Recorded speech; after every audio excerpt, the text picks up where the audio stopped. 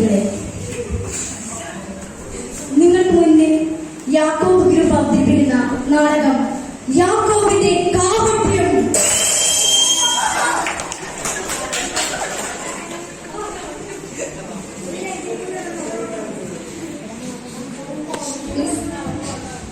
ഇസഹാക്കിനും റബേക്കയ്ക്കും 2 ഇരട്ട കുട്ടികൾ ജനിക്കുന്നു.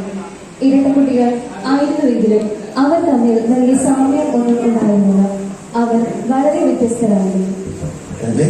നമുക്ക് 2 ഇരട്ടക്കുട്ടികളുണ്ടായി. അവർ ഇരട്ടക്കുട്ടികളാണെങ്കിലും അവർ തമ്മിൽ സാമ്യമൊന്നുമില്ലല്ലേ? നമ്മുടെ ആദ്യത്തെ പുത്രൻ ചുമക്കുട്ടനാണല്ലോ. ശരിയാണ്, അവൻ നല്ല മിടുക്കനാണ്. എനിക്ക് ഉറപ്പുണ്ട് അവൻ നല്ല നായാട്ടുകാരനും നേതാവുമാകും.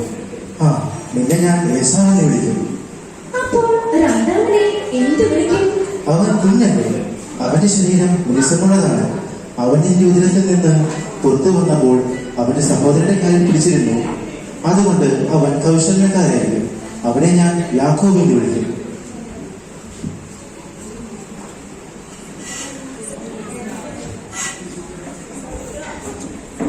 കുട്ടികൾ വളർന്നു വലുതായപ്പോൾ ഏസാവിനെയായിരുന്നു അവന്റെ പിതാവിന് ഏറെ ഇഷ്ടം. കാരണം അവൻ ശക്തനും നായാട്ട് വീരനുമായിരുന്നു. എന്നാൽ യാക്കോബ് ശാന്തനും കാര്യങ്ങൾ നന്നായി പഠിക്കുന്നവരുമായിരുന്നു. റബേക്കയ്ക്ക് ഏറെ ഇഷ്ടം യാക്കോബിനെയായിരുന്നു. അമ്മേ, ഇതിന്റെ ഭാഗം മതി നോക്കിയേ.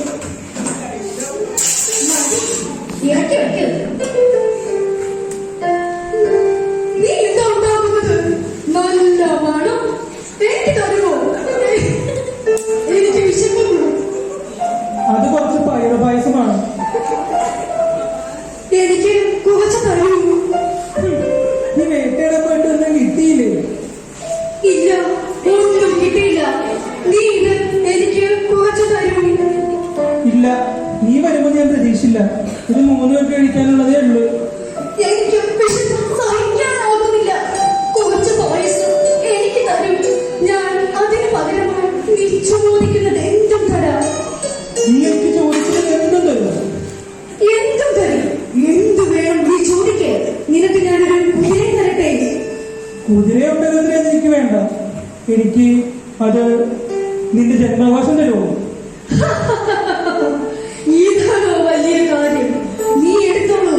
എനിക്ക് അതിന് പകരം കുറച്ച് പായസം മതി. നിനക്ക് നിന്റെ ജന്മാവകാശം തരുന്നതിൽ ഒരു വിഷമമില്ലേ? എന്താണ്? നിനക്ക് എന്റെ ജന്മാവകാശം എടുക്കാം ഏത് രീതിയിലും. എന്നാ ശരി, നീ ദൈവത്തോടൊരു വാഗ്ദാനം ചെയ്യണം, അത് എന്റേതാണെന്ന്. അപ്പോൾ ഈ പായസം മുഴുവൻ നിന്റേതാവും. ഓ, ഇതാണോ വലിയ കാര്യം? ചെയ്തേക്കാം. അബ്രഹാത്തിന്റെയും ഇസഹാക്കിന്റെയും ദൈവത്തോട് എന്റെ ജന്മാവകാശം ഞാൻ യാക്കോബിന് കൊടുക്കുന്നതായി വാഗ്ദാനം ചെയ്യുന്നു. മതിയോ? ഇനി ആ സൂപ്പ് തന്നേക്ക്.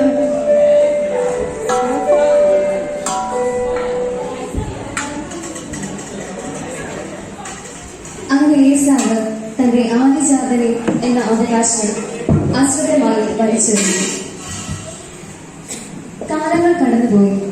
ഇസഹാക്കിന് വളരെ വയസ്സായി. ഇസഹാക്ക് കൂടുതൽ സമയവും കിടപ്പായിരുന്നു. കാഴ്ചശക്തിയും പതിയെ തുടർന്നു വന്നു. താൻ മരിക്കാൻ പോവുകയാണെന്ന് അദ്ദേഹത്തിന് തോന്നി. ആരാ അവിടെ? ഏസാവാണോ? ഇങ്ങോട്ട് അടുത്തു പോ.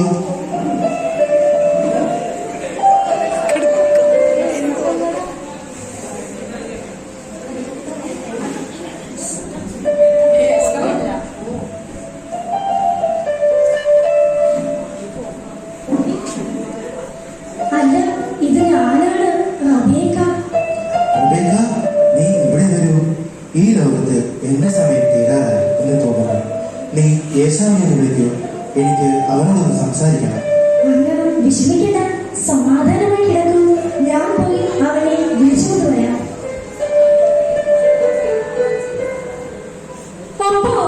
ഞാൻ അകത്തേക്ക് വരട്ടെ. മകനെ, നീ ഇവിടെ ഉണ്ടായിരുന്നോ?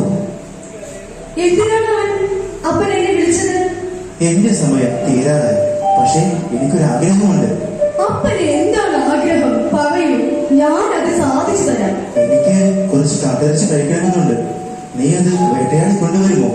ഞാൻ ഇതാ പോകുന്നു. വൈകുന്നേരത്തിനുള്ളിൽ ഞാൻ ഇറച്ചിയുമായി വരാം. നന്ദി മോനെ, നീ എന്ത് ചെയ്യുമെന്ന് എനിക്കറിയാമായിരുന്നു. ഭക്ഷണം കഴിച്ചതിന് ശേഷം ഞാൻ നിന്നെ അനുഗ്രഹിക്കാം. ശരിയപ്പാ, ഞാൻ ഉടനെ മടങ്ങിയെത്താം. ഇതെല്ലാം മറന്നെന്ന് കേൾക്കുന്ന റബേക്ക മനസ്സിൽ ഇല്ല, അദ്ദേഹത്തിന്റെ അനുഗ്രഹം വാങ്ങേണ്ടത് യാക്കോബാണ്. ഞാൻ എന്തെങ്കിലും ഒന്ന് ചെയ്യണം. റബേക്ക പുറത്തേക്ക് പോകുന്നു.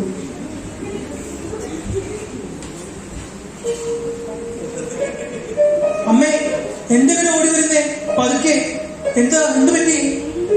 നിന്റെ സഹോദരൻ വേട്ടയാടി കാട്ടിൽ വെച്ചുമായി എത്താൻ അയച്ചിരിക്കുകയാണ് അപ്പൻ. ആരാണ് അയച്ചിരിക്കുന്നത്? നിന്റെ അപ്പൻ തന്നെ. അവൻ അത് പാചകം ചെയ്ത് അപ്പന് കൊടുത്തു കഴിയുമ്പോൾ അപ്പൻ അവനെ അനുഗ്രഹിക്കും. അപ്പൻ മരിക്കുന്നതിന് മുമ്പ്. ഓ, നമ്മളിത് എന്ത് ചെയ്യും? യാക്കോ, നീ ഒരു ആട്ടിൻകുട്ടിയെ കൊണ്ടുവരൂ. ആട്ടിൻകുട്ടിയോ? എന്തിന്? അതൊക്കെയുണ്ട്, നീ പെട്ടെന്ന് കൊണ്ടുവരൂ. എന്ത് ചെയ്യണമെന്ന് ഞാൻ നിനക്ക് പറഞ്ഞു തരാം. വേഗം പോകൂ. അമ്മേ, ഞാൻ ആട്ടിൻകുട്ടിയെ കൊണ്ടുവന്നു. ഇനി എന്ത് ചെയ്യാൻ പോകുന്നു? ഓ, അത് പെട്ടെന്ന് വൃത്തിയാക്കും. നമുക്കത് പാചകം ചെയ്ത് അപ്പന് കൊടുക്കാം. അപ്പോൾ അപ്പൻ നിനക്ക് അനുഗ്രഹം നൽകും. ഓ, അപ്പനൊക്കെ അനുഗ്രഹം തരും. കൊള്ളാം, നല്ല ആശയം. ഓ, പറഞ്ഞുകൊണ്ട് കേൾക്കാൻ സമയമില്ല. ഞാൻ പറഞ്ഞ കാര്യം നീ വേഗം ചെയ്യും. ഏസാവ് വരുന്നതിന് മുമ്പ് നമുക്കിത് ചെയ്യണം. പക്ഷേ അമ്മ, എന്റെ അപ്പ തിരിച്ചറിയില്ലേ? എന്റെ ചർമ്മം മിനുസമുള്ളതും ഏസാവിന്റെ ചർമ്മം രോമം നിറഞ്ഞതുമാണ്. അപ്പോൾ എന്ത് ചെയ്യും? അതൊക്കെ എനിക്ക് വിട്ടേക്ക്. എന്നിട്ട് നീ ഞാൻ പറഞ്ഞത് ചെയ്യൂ. പിന്നെ ആട്ടിൻകുട്ടിയെ വൃത്തിയാക്കുമ്പോൾ അതിന്റെ തോല് കളയരുത്. അത് നിന്റെ കഴുത്തും കൈകളും മൂടാൻ ആവശ്യമുണ്ട്.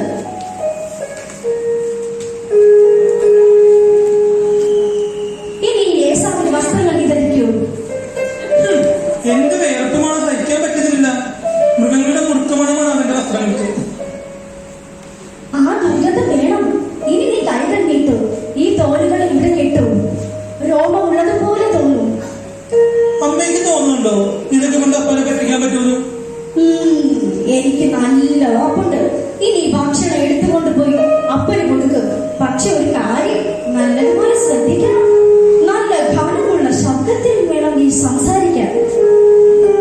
ദൈവമേ, അപ്പനെ തിരിച്ചറിയേണ്ടിരുന്ന മതിയായിരുന്നു. ആരാണത്?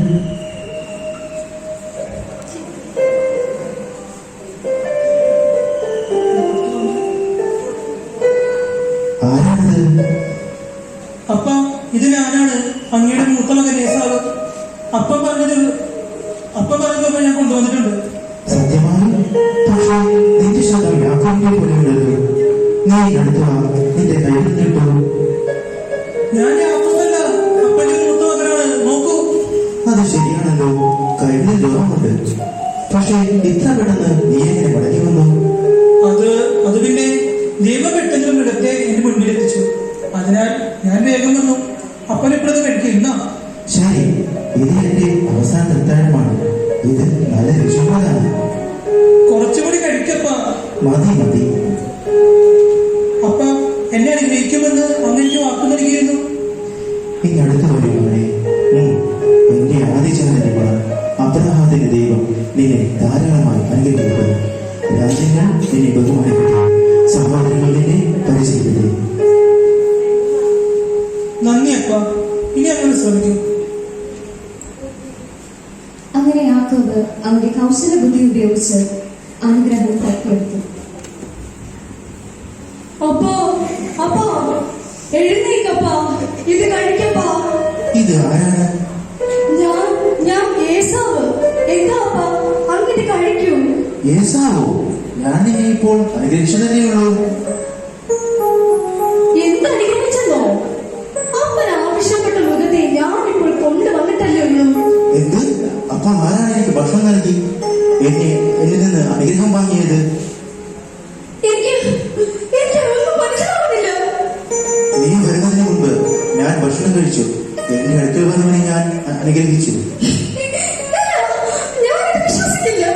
ഓ, ആ ശബ്ദം കേട്ടപ്പോഴേ ഞാൻ തിരിച്ചറിയണമായിരുന്നു.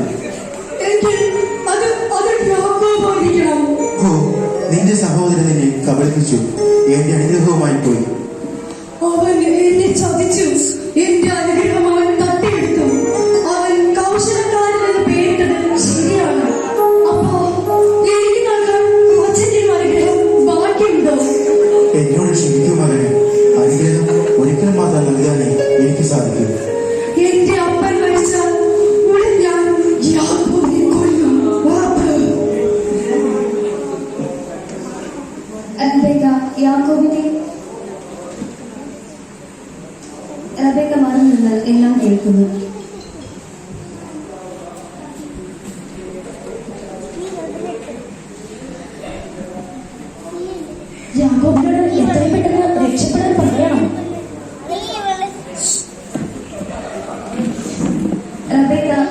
അവന് സൂചന കൊടുക്കുന്നു.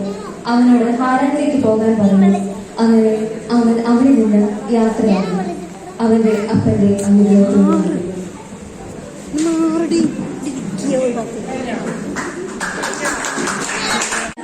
മറിച്ച് അശക്തരെയും ബുദ്ധി